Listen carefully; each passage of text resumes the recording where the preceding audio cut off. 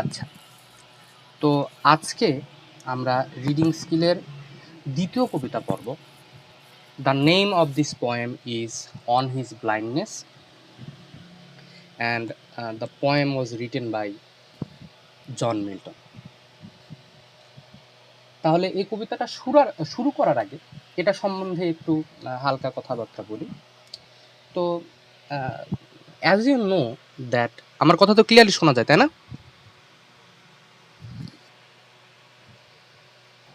হ্যাঁ ভাইয়া, শোনা যাচ্ছে। ওকে।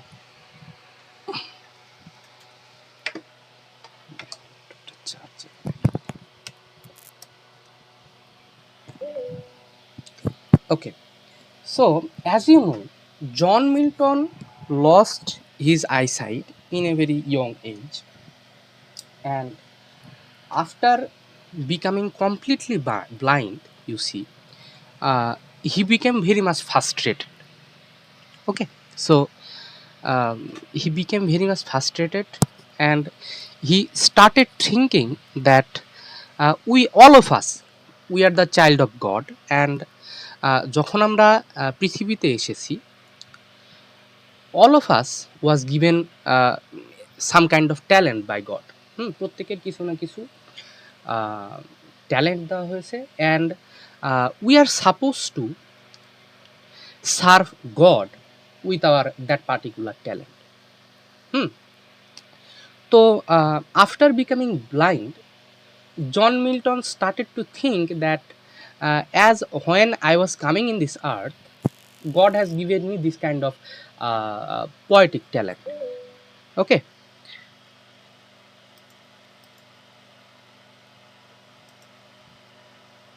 so God has given me poetic talent, and I supposed to serve my God with that poetic talent of mine. হ্যাঁ, যে poetic talent আমাকে দিয়েছে, এটা দিয়েই আমি ঈশ্বরকে আমি সার্ভ করছি। তো then he started to think that maybe God will be angry on me. কেন? মনে করো যে তুমি তোমার বাবার কাছে অথবা মায়ের কাছে, যার কাছেই হোক, তুমি চাইছো যে আমাকে ১,০০০ টাকা দাও। এখন ওই ১,০০০ টাকা তোমার বাবা অথবা মা তোমাকে দিছে, এবং দেওয়ার পরে দিন শেষে তোমার বাবা অথবা মা কিন্তু জিজ্ঞেস করবে যে তোকে যে ১,০০০ টাকা দিলাম, ওই টাকা দিয়ে তুই কি করলি, ওটার একটু হিসাব দে দেখি। বোঝানোর জন্য বলছি আর কি, যে তোমার বাবা মা তোমাকে জিজ্ঞেস করবে যে তোকে যে আমি ১,০০০ টাকা দিলাম, ওইটা দিয়ে তুই কি কি করছিস।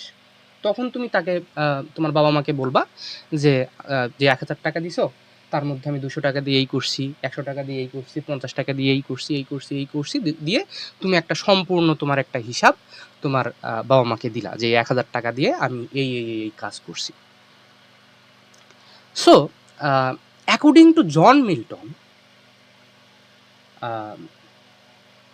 ঈশ্বর তাকে এই পোয়েটিক ক্ষমতাটাকে দিয়েছে, তার অ্যাকাউন্টে মনে করো এই পোয়েটিক ট্যালেন্ট আকারে তাকে একটা টাকা দিছে। And whenever after you see after going back to God, he is thinking that when God will ask, হ্যাঁ, যে তোমাকে তো আমি এই ট্যালেন্ট দিয়েছি, তোমাকে আমি তো এই ১,০০০ টাকা দিছি, এখন তুমি দেখাও যে তোমাকে যে আমি ১,০০০ টাকা দিছি, ওই ১,০০০ টাকা দিয়ে তুমি কী করছো। তোমাকে আমি যে পোয়েটিক ট্যালেন্ট দিলাম, এখন দেখাও যে ওই পোয়েটিক ট্যালেন্ট দিয়ে তুমি আমার জন্য কী কী করছো। এটা জন মিল্টন ধারণা করছে যে এই এই এই করছি। তো এখন হি is thinking that as I have become blind, and although I am bent over for doing something for my God, but due to my blindness, হ্যাঁ, I cannot serve my God. আমি যে অন্ধ হয়ে গেছি, এই অন্ধ হওয়ার কারণে কিন্তু আমি ঈশ্বরকে আমি সার্ভ করতে পারছি না। আমার যেটা আমার পোয়েটিক ট্যালেন্ট দিয়ে তাকে যে আমার খুশি করার দরকার ছিল, সেটা আমি করতে পারছি না। এখন সে কিন্তু ভয় পাচ্ছে, সে ভাবছে যে ঈশ্বর, আমি যখন তার কাছে ফিরে যাব, তখন সে হয়তো বা আমার উপরে আমাকে হলো বকা দিবে, যে তোমাকে আমি ১,০০০ টাকা দিছি, তুমি তো এটা আমার জন্য কোনো কিছু করো নাই। হ্যাঁ, তো এই অবস্থায় at that particular time suddenly something striked, তার মাথায় একটা জিনিস স্ট্রাইক করলো, সেটা হচ্ছে যে গড, হ্যাঁ, গোটা পৃথিবী যার, গোটা পৃথিবী যার, এবং তার তো আমাদের কাছ থেকে কোনো সার্ভিস নেওয়ার কোনো প্রয়োজন নাই। হাজার হাজার লক্ষ লক্ষ ইউসি ফেরেস্তা বলো অথবা পরি বলো, জিন পরি, এরা শুধু তার মুখ দিয়ে বের করা, যে এটা আমার লাগবে, বের করার সাথে সাথে সব কিছু তার জন্য হাজির। তো হি সেইং দ্যাট আমার কাছ থেকে কোনো সার্ভিস নেওয়ার তার কোনো প্রয়োজন নাই। হ্যাঁ, এজন্য তিনি বলছেন, এরপর তিনি বলছেন যে ঈশ্বরের মানুষের কোনো গিফট, মানুষের কোনো কাজ তার প্রয়োজন নাই। তুমি যদি নিজের কাজটা ঠিকভাবে করো, হুম তুমি নিজের কাজ যদি ঠিকভাবে করো এবং যদি মানুষের উপকার করো, হ্যাঁ, এটার দ্বারাই তুমি তাকে সার্ভ করতে পারবা। আবার দে অলসো সার্ভ, লাস্টের লাইনটা দেখো, they also serve who only stand and wait, এবং যারা বসে বসে অপেক্ষা করে ভালো কিছুর জন্য, ঈশ্বরের ভালো কিছুর জন্য, সেও কিন্তু একদিক থেকে ঈশ্বরকে সার্ভ করছে। ঠিক আছে? So this is you can see some kind of summary of this poem. পুরাটা পড়াতে গেলে একটা ক্লাস পুরাটা চলে যাবে। শর্টলি এই কবিতা সম্বন্ধে তোমাদেরকে একটা ধারণা দিলাম, এবং এইটুকু ধারণায় তোমাদের প্রশ্ন অ্যান্সার করার জন্য যথেষ্ট, এই কবিতার উপর যে কোনো প্রশ্ন। এবং এই কবিতাটা কিন্তু খুব ইম্পর্টেন্ট একটা কবিতা, এবং এটা এসে যেতে পারে। তো এখন দেখো, তো আশা করছি যে মোটামুটি কবিতা সম্বন্ধে একটা ধারণা আমরা পেয়ে গেছি। অন হিজ ব্লাইন্ডনেস, এখানে তিনি তার অন্ধত্ব এবং অন্ধত্বের পরে তার যে মনোভাব এবং তার যে একটা ভাবোদয়, এরপরে তিনি যেটা রিয়েলাইজ করলেন, এটার উপরে সাধারণত এই কবিতা আমাদের লেখা হয়েছে। তো এর উপরে আমাদের কি কি প্রশ্ন আছে, আমরা এখন প্রশ্নগুলো একটু পড়ার চেষ্টা করি। আমরা সেট সাজেশনের যে প্রশ্নগুলো আছে এগুলো আমরা ওয়ান বাই ওয়ান শেষ করব। দেখো, একদম সহজ করে তৈরি করা, এক আধবার দেখলে তোমাদের মাথায় ঢুকে যাবে।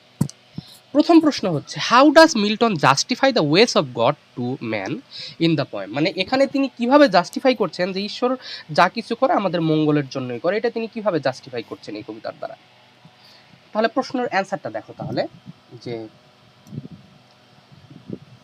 ও আচ্ছা, পরের পড়াটা আমরা আগেই একটু পড়ে নিই। এখানে আমরা লক্ষ্য করো যে গতদিন তোমাদেরকে আমি রাইম স্কিম বের করা শিখাইছিলাম, সেটাই এই কবিতার রাইম স্কিম হচ্ছে এ BBA A BBA CD city, A BBA A BBA CD CD, ABBA ABBA CD CD. ঠিক আছে? তো জাস্ট একবার লক্ষ্য করি, স্পেন্ড, এটাকে প্রথম যেহেতু আমরা এ ধরবো, তারপরে ওয়াইড, এভাবেই কিন্তু পরীক্ষায় যদি প্রশ্ন আসে ঠিক এভাবেই তোমাকে ইয়ে করতে হবে, এভাবে তোমাকে ডেসক্রাইব করতে হবে। প্রথমে রাইম স্কিম দেওয়ার পরে এভাবে তোমাকে ডেসক্রাইব করতে হবে, যে প্রথম লাইনের সাথে চতুর্থ লাইনের মিল আছে, দ্বিতীয় লাইনের সাথে তৃতীয় লাইনের মিল আছে, হ্যাঁ, এভাবে তোমাকে ডেসক্রাইব করতে। তাহলে স্পেন্ড, স্পেন্ডের সাথে স্পেন্ডকে আমরা এ ধরবো। ওয়াইড, স্পেন্ড আর ওয়াইডের মধ্যে উচ্চারণের মিল আছে? নাই, তাহলে এটাকে আমরা বি ধরবো। ওয়াইড হাইড, উচ্চারণের মিল আছে? আছে, তাহলে এটাকে আমরা বি ধরবো। স্পেন্ড বেন্ট, উচ্চারণের মিল আছে, তাহলে এটাকে আমরা এ ধরবো। প্রেজেন্ট, স্পেন্ড বেন্ট প্রেজেন্ট, উচ্চারণের মিল আছে, এটাকে আবার আমরা এ ধরলাম। তারপরে কি চাইল্ড, ওয়াইড হাইড চাইল্ড, এটার সাথে মিল আছে, তাহলে এটাকে আমরা হচ্ছে বি ধরবো। তারপরে ডিনাইড, ওয়াইড হাইড ডিনাইড, আবার মিল আছে, কার সাথে মিল আছে? বি এর সাথে মিল আছে, এটাকে আবার আমরা বি ধরলাম। Spain bent prevent, Spain bent prevent, তাহলে উচ্চারণের মিল আছে, কার সাথে মিল আছে? প্রথম আর চতুর্থ লাইনের সাথে মিল আছে এবং পঞ্চম লাইনের সাথে মিল আছে, আবার এটাকে আমরা ধরলাম এ ধরলাম। ঠিক আছে? এখন আমরা আসি পরের লাইনে, নিড, নিড, এটা কারোর সাথে মিল আছে? স্পেন্ট ওয়াইড হাইড, কারোর সাথে মিল আছে? নাই, তাহলে যেহেতু মিল নাই, বি এর পরে কি আসে? সি আসে, তাহলে এটাকে আমরা সি ধরলাম, এটাকে আমরা সি ধরলাম। তারপরে বেস্ট, বেস্ট কি কারোর সাথে আগেকার কারোর সাথে মিল আছে? নাই, তাহলে যেহেতু একেবারে নতুন, এটাকে আমরা আবার ডি ধরলাম। স্টেট, স্টেট মিল নাই, এটাকে আমরা ই ধরলাম, সি ডি ই। আবার এখানে দেখো, নিড স্পিড মিল আছে, বেস্ট রেস্ট মিল আছে, স্টেট ওয়েট মিল আছে, তাহলে এখানে আমরা সিডি সিডি, এটা হচ্ছে ওয়ান কাইন্ড অফ পেত্রাকান সনেটের prescribes rhyme scheme. ABBA ABBA CD CD, A BBA A BBA, সহজভাবে মনে রাখার জন্য এ বি আব্বা আব্বা সিডি সিডি, ঠিক আছে। আচ্ছা, এরপর আমরা রাইম স্কিমটা আমাদের পড়ার আগেই পড়া হয়ে গেল। তাহলে এখন আমরা আসি এ নাম্বার প্রশ্নে। তাহলে how does Milton justify the ways of man, sorry ways of god to man in the poem. আচ্ছা দেখি, in the poem on his blindness, Milton justifies the ways of God to man by showing that God is always wise, just and merciful. তিনি এই কবিতার মধ্যে গডকে wise দেখিয়েছেন, just মানে তিনি সবসময় যেটা সঠিক সেটাই তিনি করেন, অ্যান্ড মার্সিফুল দেখাচ্ছেন তিনি। After becoming blind, Milton feels worried because he thinks he can no longer use his poetic talent to serve God. He fears that God may be displeased because his talent remains unused. যেটা তোমাদেরকে বললাম, that after becoming blind, he became worried. He became তিনি মানে ভয় পাচ্ছিলেন। তিনি কেন ভয় পাচ্ছিলেন? Because he is thinking that God has given him talent in order to serve him, তাকে সার্ভ করার জন্য।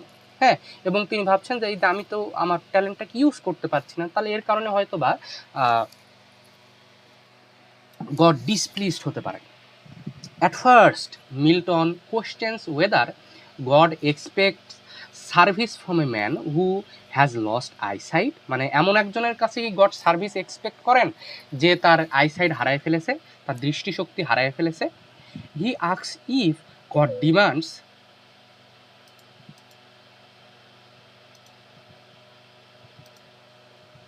at first Milton questions, he asks if God demands hard work even from who are physically unable to work. This question shows his inner pain and confusion. So he repeatedly he was asking question to himself that mute karo. So he was repeatedly questioning himself that, আচ্ছা বলো দেখি, যখন কেউ নিজেই নিজেকে প্রশ্ন করে, হ্যাঁ, অথবা কোনো প্রশ্ন করে যেটার উত্তর সে নিজেই দিবে, এ ধরনের প্রশ্নকে কি বলা হয়? Rhetoric question. Good. Whenever a questioner asks a question without expecting the answer, that kind of question is called as rhetoric question. Okay, so he was asking rhetoric question to himself that যে শারীরিকভাবে অক্ষম তার কাছে কি god এই hard work কি expect করেন? However, the voice of patience answers his doubt and helps him understand God's true nature. এবং তার মধ্যে থেকে তার যে ধৈর্য, তার যে সত্তা, সেই সত্তা উত্তর করে, যে গডের ট্রু নেচার তার কাছে পরিষ্কার হয়ে যায়। Milton realises that God doesn't need human labor or special gift from his own benefit. For his own benefit, God is all powerful and self sufficient. All powerful, সর্বশক্তিমান এবং self sufficient, তিনি নিজের কাজ নিজেই করতে পারেন। তাকে তার কাজ করে দেওয়ার জন্য হাজার হাজার কোটি কোটি ইউসি ফেরেশতারা তার জন্য আছে।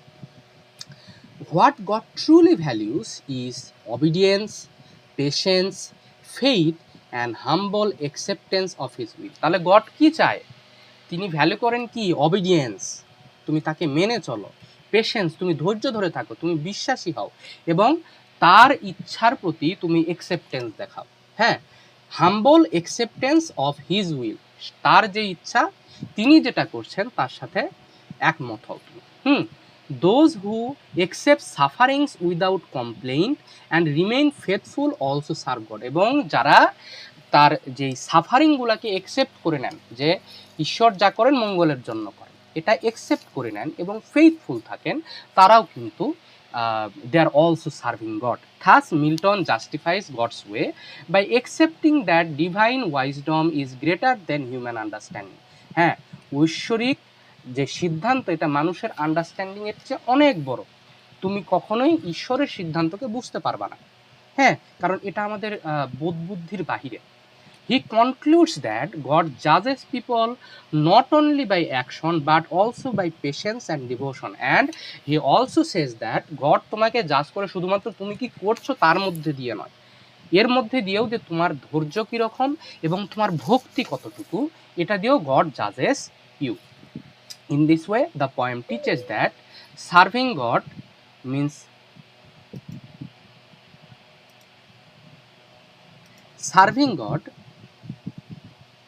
God means trusting his will in every situation. Okay, সহজ একটা প্রশ্ন ছিল। এরপরে দ্বিতীয় প্রশ্নের দিকে আমরা আসি। দ্বিতীয় প্রশ্ন কি, explain the line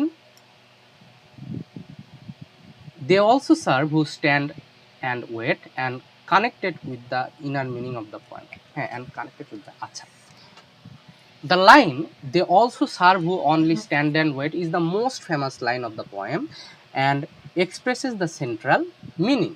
In this line Milton says that service to God doesn't always mean active work or physical labor. So you are serving God, that doesn't mean that you have to be active all the day or any kind of physical labor. Even those who cannot work because of weakness, suffering or disability can serve God through patience and faith. এবং যারা ধৈর্য ধরে থাকে, ঈশ্বরের প্রতি বিশ্বাস রাখে, হ্যাঁ, তারাও কিন্তু ঈশ্বরকে কি করে, সার্ভ করে, ঈশ্বরের প্রতি আস্থা রাখে। Milton writes this line after struggling with the pain of blindness. He feels helpless because he can no longer use his talent as before. আগেকার মতো তার ট্যালেন্ট তিনি ব্যবহার করতে পারছেন না, but gradually he understands that God does not judge people only by visible achievement. হ্যাঁ, শুধুমাত্র তার অ্যাচিভমেন্ট, শুধুমাত্র তার কাজ দ্বারাই কিন্তু তাকে মানুষ আমাদেরকে জাজ করেন, গড আমাদেরকে জাজ করেন। God values inner devotion and sincere faith more than outward success. আশা করছি বুঝতে পারছো। The phrase stand and wait symbolises patience, submission and trust in God's plan. It means quietly accepting life's difficulties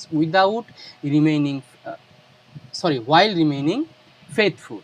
Milton realizes that even waiting with patience is a form of service. So, the phrase stand and wait, this means your patience, your submission, how much you are devoted to God and your trust towards the plan of God. Okay? এবং তুমি গডের উইলকে কতটা accept করতে পারছো, তারপর কতটা তুমি faithful থাকছো, এটাও কিন্তু বোঝায়। So this line is closely connected with the inner meaning of the poem which is acceptance of God's will, ঈশ্বরের সিদ্ধান্তকে মেনে নেওয়া। The poem teaches that every person has value in God's eye, ঈশ্বরের চোখে প্রত্যেকের মূল্য আছে, whether active or inactive. Okay, therefore the inner message of the poem is that true service lies in faith. হ্যাঁ, ট্রু সার্ভিস, তুমি ঈশ্বরের প্রতি devotion কিসের মধ্যে আছে, তোমার যে বিশ্বাস, তোমার যে ধৈর্য এবং complete surrender to divine will, ঈশ্বরের সিদ্ধান্তের প্রতি তোমার যে কমপ্লিট একটা সারেন্ডার, এটার মধ্যে লুকায়িত আছে। ওকে, এরপর আমরা দেখি যে এই কবিতার টোনটা কেমন, what is the tone of this poem. এই পর্যন্ত আমরা নোট থেকে পেয়েছি। এরপরে আমরা আসি the tone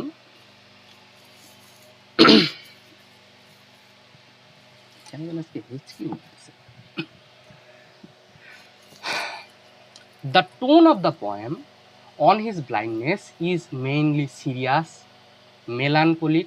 বলো দেখি melancholic মানে কি, গত ক্লাসে বলেছিলাম melancholic। বিপন্ন। গুড।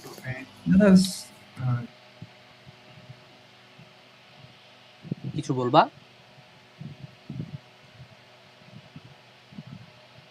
আচ্ছা, the tone of the poem on his blindness is mainly serious, melancholic, emotional, reflexive and spiritual. Reflexive এই ওয়ার্ডটার সাথে তোমরা মনে হয় পরিচিত নয়। রিফ্লেক্সিভ শব্দের অর্থ হচ্ছে থটফুল, গভীরভাবে চিন্তা করা। এখানে তিনি তার যে অন্ধত্ব, এটা নিয়ে গভীরভাবে চিন্তা ভাবনা করছেন।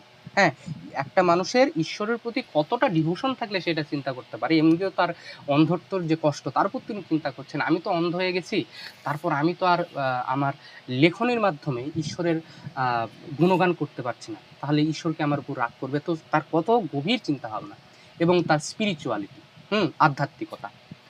জন Milton expresses deep sorrow and frustration because he has lost his eyesight, তার দৃষ্টিশক্তি তিনি হারায় ফেলেছেন। At the beginning of the poem the tone is melancholic one, as the poet feels helpless and worried that he can no longer use his talent to serve God. হ্যাঁ, তার মধ্যে একটা কষ্ট কাজ করছে, তার মধ্যে বিষণ্ণতা কাজ করছে, তিনি তার ট্যালেন্ট দিয়ে গডকে সার্ভ করতে পারছেন না। His blindness fills him with pain, sadness and inner conflict. Okay, তো প্রথমত তার মধ্যে একটা মেলানকলি কাজ করছে তার মধ্যে। তারপরে the tone is also serious and reflexive because Milton things deeply about life. তিনি সিরিয়াসলি এবং ডিপলি তার জীবন সম্বন্ধে চিন্তা করছেন, life, duty and his relationship with god. ঠিক আছে, he questions whether God expects service from a blind man who is unable to work actively. হ্যাঁ, আমি যে আমার অন্ধত্বের কারণে যে আমি ঈশ্বরের গুণগান করতে পারছি না, আমার লেখনীকে আমি আমার পয়েটিক ক্ষমতাকে আমি কাজে লাগাতে পারছি না, হ্যাঁ, এটা কি আমার অপরাধ হয়ে যাচ্ছে? This creates a thoughtful and questioning tone in the poem. His words reveal his mental struggle and spiritual anxiety. তো এখানে তিনি তার মেন্টাল যে একটা স্ট্রাগল করছেন তিনি মানসিকভাবে, এবং তার স্পিরিচুয়াল আধ্যাত্মিকভাবে তার যে অ্যাংজাইটি এটা তিনি প্রকাশ করছেন। ঠিক আছে, এরপরে however the tone gradually changes as the poem progresses. The voice of patience gives him comfort and wisdom. This brings a calm and spiritual tone to the poem. Milton realizes that God does not demand only physical labor. হ্যাঁ, god শুধুমাত্র তোমার যে physical labour সেটা তিনি চান না। Patience, faith and acceptance are also forms of service. তোমার ধৈর্য, তোমার বিশ্বাস, তোমার অ্যাকসেপ্টেন্স, এটাও কিন্তু one kind of service towards god. আচ্ছা, this understanding removes his doubt and gives him peace. আচ্ছা, therefore the poem ends with a hopeful and peaceful tone. The famous line they also serve who stand and wait expresses acceptance, faith and spiritual surrender. Overall the tone moves from sorrow and doubt to peace, faith and inner strength. তো প্রথমে তার কি ছিল, তার টোনটা কেমন ছিল, সরো ছিল এবং অ্যান্ড ডাউট, এখান থেকে কিসে ট্রান্সফর্ম করলো, peace, faith and inner strength.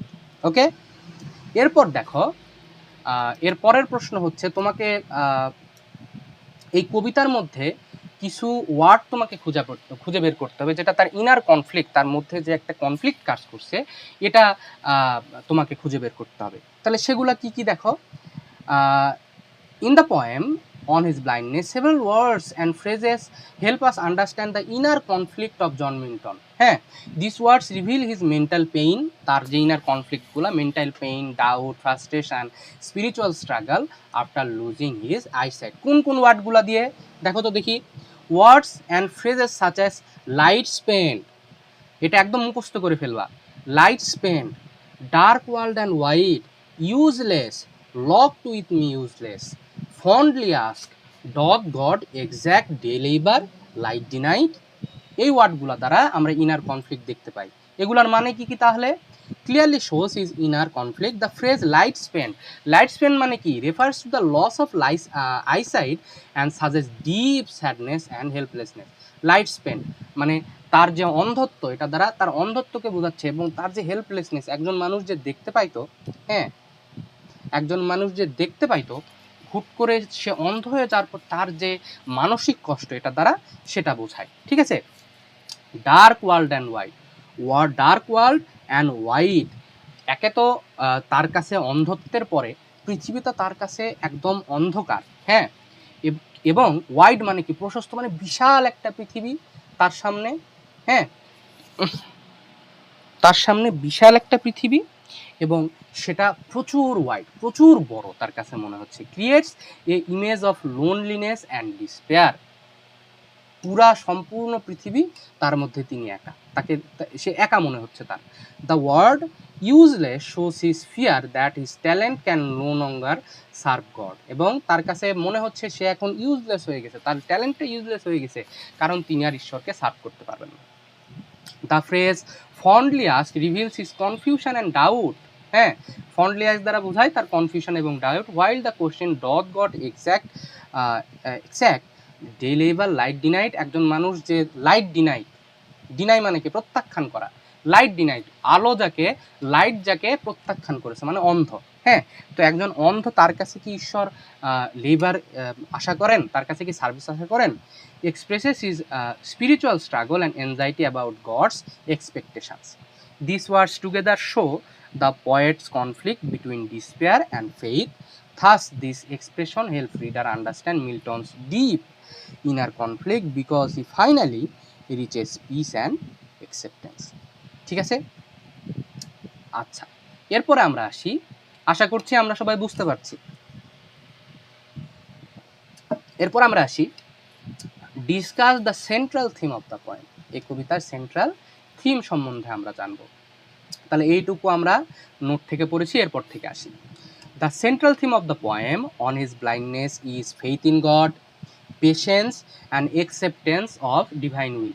আমরা এর আগের যে 2-3টা প্রশ্ন পড়ে ফেলেছি, ওই প্রশ্নগুলারই ঘুরায় ফিরে কথাবার্তা হবে, ঠিক আছে? আচ্ছা, acceptance of divine will. John Milton explores his personal suffering after losing his eyesight and expresses his inner struggle about how he can continue to serve God. হ্যাঁ, তো এখানে John Milton explores his personal suffering after losing, তার যে suffering, তার inner যে struggle, এটা সম্বন্ধে তিনি কথা বলছেন।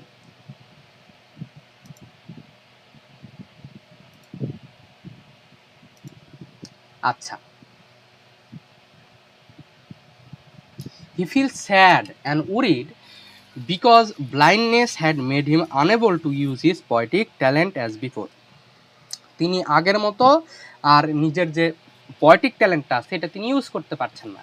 Another important aspect of the theme is the conflict between human weakness and spiritual duty. হ্যাঁ, তো আরেকটা ইম্পর্টেন্ট অ্যাসপেক্ট কি, যে মানুষের দুর্বলতা, মানুষের অক্ষমতা এবং তার সাথে স্পিরিচুয়াল ডিউটিগুলো তিনি যে পালন করতে পারছেন না, এটার দুইটার মধ্যে যে একটা কনফ্লিক্ট, যে মানুষ যখন ফিজিক্যালি উইক হয়ে যায়, ফিজিক্যালি ডিজেবল হয়ে যায়, তখন সে আগের মতো আর তার স্পিরিচুয়াল ডিউটিগুলো সে করতে পারে না।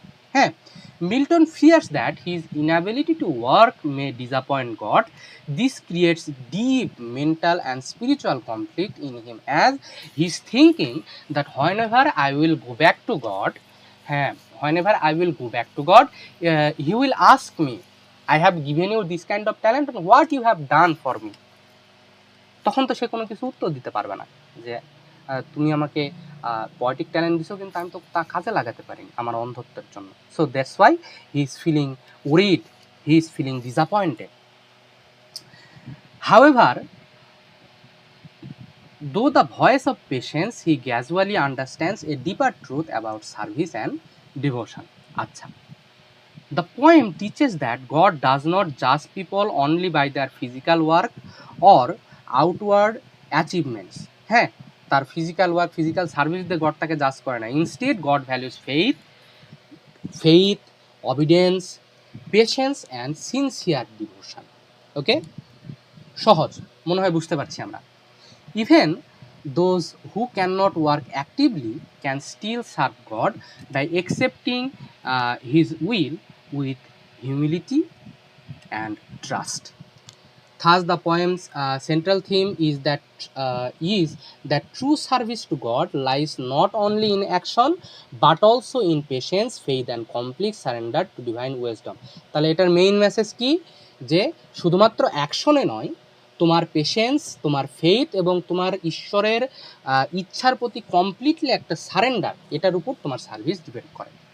The poem ultimately conveys a message of spiritual peace and inner strength. আচ্ছা, এরপর আমরা আসি জেনেটিক ফর্ম। এই কবিতার জেনেটিক ফর্ম কি? আচ্ছা, the poem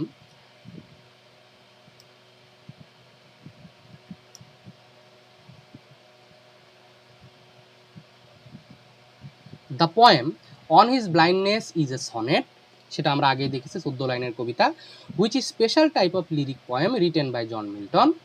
A sonnet usually consist of 14 line. এগুলো আর রিপিট করছি না, গতদিন ক্লাসে আমরা সনেট সম্বন্ধে পড়েছি। হ্যাঁ, তো সনেট হলো 14 লাইনের, expressing a single central idea of deep personal emotion. This poem follows the characteristics of a sonnet and presents the poet's personal feelings, thought and spiritual struggle. আচ্ছা, in terms of structure, the poem has 14 lines arranged in a single stanza, একটা স্ট্যান্ডার মধ্যে 14টা line আছে। It follows the pattern of a Petrarchan or Italian sonnet. হ্যাঁ, Petrarchan point সনেটের কিন্তু একটা alternative name আছে, সেটা হচ্ছে Italian sonnet, which is divided into two parts, octave এবং সেস্টেট। অক্টেভ সেস্টেট সম্বন্ধে আমরা আগেই জেনে ফেলেছি। এবং এই কবিতার রাইম স্কিম কি? আব্বা ABBA CD CD, ABBA ABBA CD CD. In octave Milton presents is sorrow, doubt and inner conflict causes by blindness. তাহলে অক্টেভে তিনি কি করছেন? তার ইনার কনফ্লিক্ট, তার সরো, তার ডাউট সব কিছু তিনি তুলে ধরেছেন। ইন সেস্টেটে কী করছে? He finds spiritual comfort and reaches acceptance though the voice of patience. তাহলে আমরা অক্টেভে কি দেখলাম? তিনি তার দুঃখ দুর্দশার কথা তিনি বলেছেন, এবং শেষ স্টেজে এসে তিনি তার ইনার যে পেশেন্স যে কথাগুলো বলছে, এর মধ্যে তিনি একটা কমফোর্ট তিনি পেয়েছেন, তিনি একটা পিস তিনি পেয়েছেন। ঠিক আছে? The poem has a regular rhyme scheme and smooth rhyming flow which makes it musical and expressive.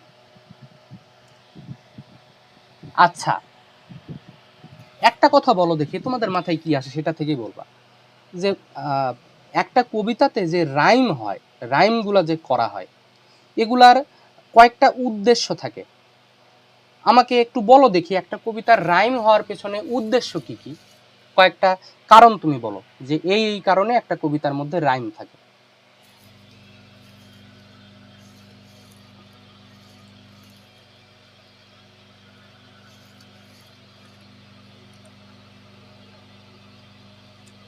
এটা তো বলছিলাম রে, কথা বলে না কেউ। একটা কবিতায় রাইম কেন হয়?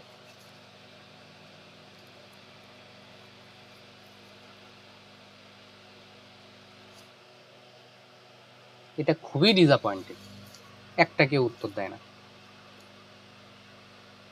একটা কবিতাতে রাইম হয় যাতে করে সহজে মনে রাখার জন্য মনে হয়। হ্যাঁ, আর কি?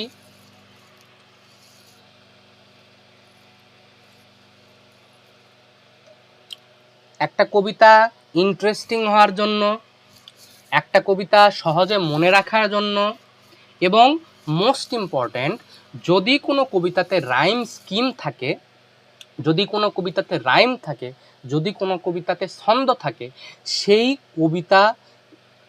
সেই কবিতাকে আমরা মিউজিক্যাল ইনস্ট্রুমেন্টের মাধ্যমে গানে রূপান্তর করতে পারবো। হ্যাঁ, এটাও একটা কারণ যে কোনো একটা কবিতার মধ্যে যদি আমরা দেখি রাইম আছে, এটাও একটা কারণ রাইমের, যে সেটাকে আমরা মিউজিক্যাল ইনস্ট্রুমেন্টের মাধ্যমে গানে পরিণত করতে পারবো। That's why it is saying which makes it musical and expressive. Musical, the language is serious, reflective and philosophical. As a lyric poem, it focuses on the poet's inner emotion, especially sorrow, faith, spiritual realization. Okay? এটা গেল। Therefore, the generic form of the poem is lyric Petrarchan sonnet, combining personal emotion, spiritual reflection, and philosophical depth. আশা করছি আমরা বুঝতে পারছি।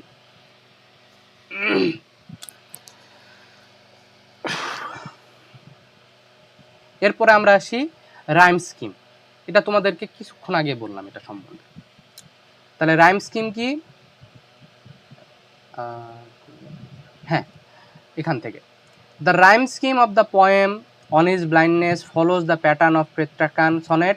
Since it is a sonnet, the poem contains 14 lines divided into two parts, octave and sestet. The rhyme scheme gives the poem musical beauty and helps express the poet's thought in a organized way.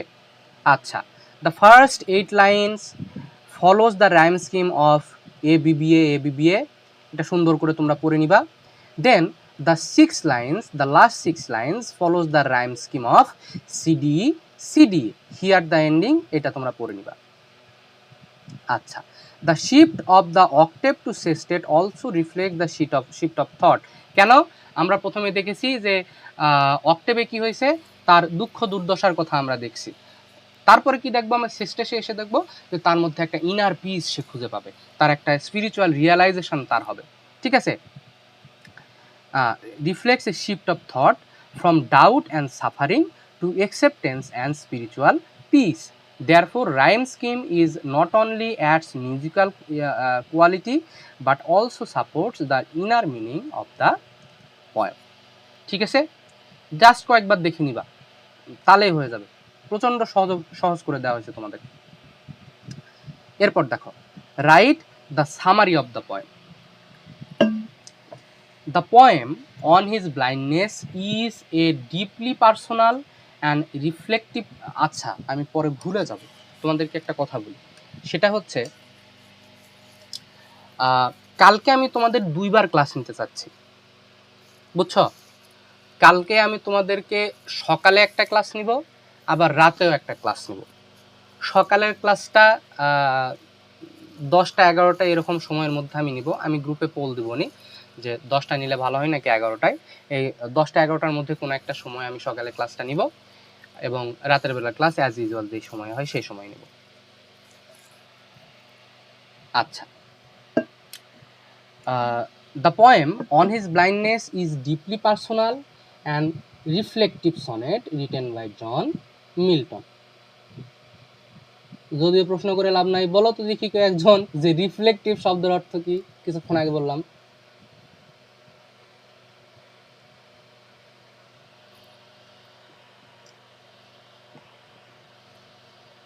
Thoughtful. যাক, কেউ একজন তো উত্তর করলো। আচ্ছা, তাহলে এটা হচ্ছে thoughtful. Good. Thoughtful sonnet written by John Milton. In this poem, এই যে তোমরা যে রেসপন্স করো না, বুঝছো? যখন তোমরা টিচার হবা তখন তোমরা বুঝবা যে যখন স্টুডেন্টরা ক্লাসে রেসপন্স করে না, এটার যে কি পরিমাণ একটা টিচারকে যে একটা প্যারা দেয়। হ্যাঁ, মানে খুঁত লাগে যে আমি কোনো কিছু জিজ্ঞেস করছি, স্টুডেন্ট তার রেসপন্স করছে না। যখন টিচার হবো তখন বুঝতে পারবা। আচ্ছা, in this poem, Milton expresses his sorrow and mental struggle after losing his eyesight. He feels sad because blindness has made him unable to use his poetic talent, which he considers a gift from God. And he considers his poetic talent as a gift. As a gift, and he considered it as a money in bank account. তিনি এটাকে একটা bank অ্যাকাউন্টের যে টাকা, এটার সাথে তিনি তুলনা করেন, এবং তিনি ভাবেন যে তাকে এই যে টাকা দেওয়া হয়েছে, তার মৃত্যুর পরে যখন ঈশ্বর তার কাছে হিসাব চাইবেন যে তোকে তো এত টাকা দিছি, এখন তুই হিসাব দে দেখি, তখন তিনি এটার প্রপার তিনি হিসাব দিতে পারবেন না। So that's why he is sad. He worries that he can no longer serve God properly and fears that God may be disappointed with him.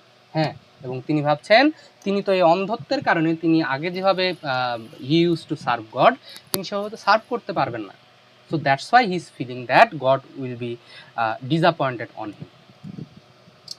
Milton questions whether God expects service from a man who has lost his ability to work actively. This question reveals his inner conflict, pain, and spiritual anxiety. তিনি এখন চিন্তা করছেন যে আমার মতো মানুষ যে অন্ধত্বকে বরণ করেছে, ঈশ্বর কি তার কাছে কোনো কিছু কি আশা করেন? এটা ভেবে সে তার একটা ইনার কনফ্লিক্ট হচ্ছে, তার মধ্যে একটা স্পিরিচুয়াল এনজাইটি তার মধ্যে চলে এসেছে। He feels helpless and wonders about his purpose in life after becoming blind. However, the poem takes a turning point when the voice of patience answers his doubt. Voice of patience তাকে উত্তর করবে, তার ডাউটের একটা reply দিবে। কি?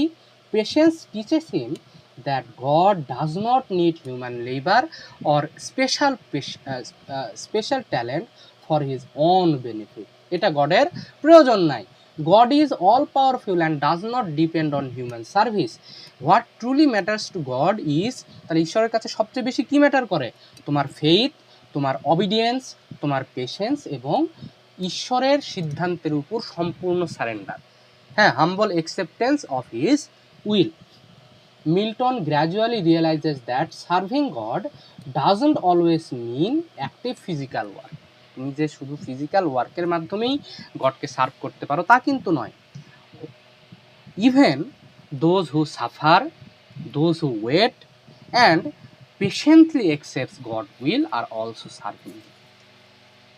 আশা করি বুঝতে পেরেছো তোমরা। This idea is beautifully expressed in the famous line, they also serve who only stand and wait.